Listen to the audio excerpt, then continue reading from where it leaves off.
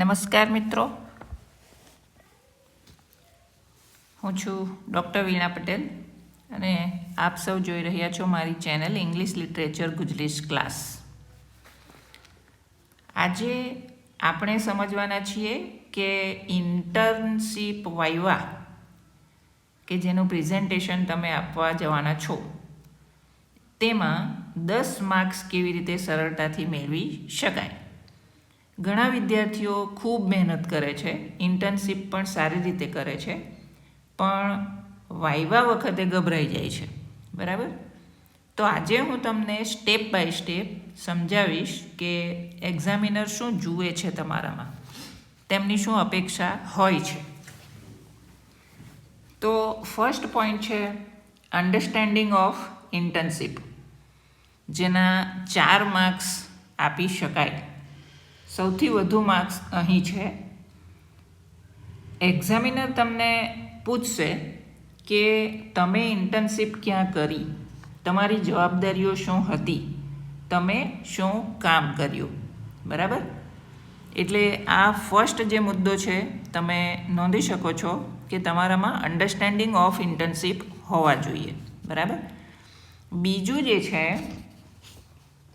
એક મિનિટ, કે એ જે પોઈન્ટ છે એમાં તમે સ્પષ્ટ રીતે સમજાવી શકો એ જરૂરી છે. બરાબર? આ જે ફર્સ્ટ પોઈન્ટ છે એની જ વાત કરું છું કે તમે સ્પષ્ટ રીતે સમજાવી શકો એ જરૂરી છે. માની લો કે તમે એમ બોલો કે મેં ઓફિસમાં કામ કર્યું હતું, એટલું પૂરતું નથી.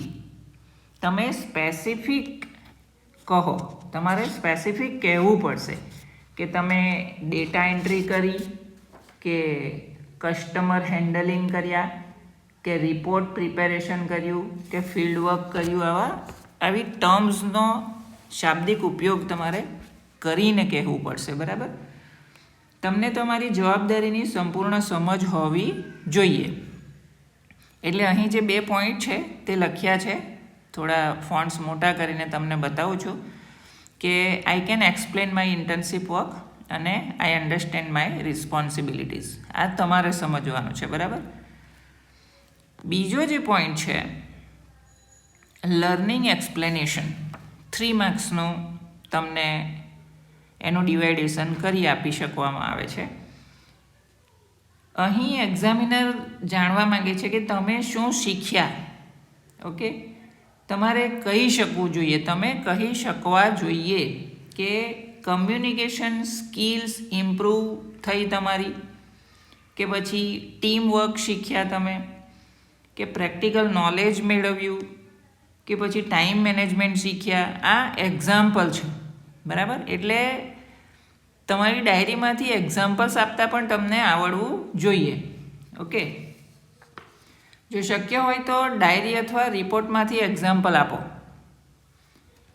જેમ કે મારે પહેલાં કસ્ટમર સાથે વાત કરતા કોન્ફિડન્સ નહોતો, પણ ઇન્ટર્નશીપ પછી મારી કમ્યુનિકેશન સ્કિલ ઇમ્પ્રૂવ થઈ. આવું તમે કહી શકો છો. ઓકે, આ એક એક્ઝામ્પલ છે તેનું. પછી ત્રીજું જે છે, જેમ કે કોન્ફિડન્સ એન્ડ કમ્યુનિકેશન, એના 2 માર્ક્સ તમને મળી શકે છે. તો અહીં ધ્યાન રાખવાનું કે સ્પષ્ટ બોલવું, આંખમાં આંખ મિલાવીને બોલવું. મેમરાઇઝડ જવાબ નથી આપવાનો તમારે, એટલે કે તમે યાદ કરતા હોવ એવું લાગવું ન જોઈએ. બરાબર? ત્યાર પછી ચોથો જે પોઈન્ટ છે જે તમારે યાદ રાખવાનો છે, જેનો 1 માર્ક તમને આપી શકાય અથવા મળી શકે, કે ડિસિપ્લિન એન્ડ બિહેવિયર. આ 1 માર્ક સરળ છે પણ ઘણા વિદ્યાર્થીઓ ગુમાવે છે. જેમ કે પ્રોપર ડ્રેસ, ટાઈમ પર હાજર રહેવું, રિસ્પેક્ટફુલ બિહેવિયર હોવું. એક્ઝામિનર સામે બોડી લેંગ્વેજ પણ ખૂબ મહત્ત્વની છે. ઓકે, તો ફ્રેન્ડ્સ, વાઇવા એ કોઈ ડરવાનો વિષય નથી. જો તમે ઇન્ટર્નશીપ સાચી રીતે કરી છે તો તમે સરળતાથી 10માંથી 10 માર્ક્સ મેળવી શકો છો. તૈયારી રાખો. તમારું કામ, તમારું શીખવું, કોન્ફિડન્સ અને ડિસિપ્લિન. જો તમને આ વિડીયો ઉપયોગી લાગ્યો હોય તો લાઈક, શેર અને સબસ્ક્રાઈબ પણ જરૂર કરજો, જેથી કરીને હું આવા વિડીયોઝ તમારી સામે બનાવીને મૂકતી રહું અને પણ એમાંથી મોટિવેશન મળે છે. Okay, thank you.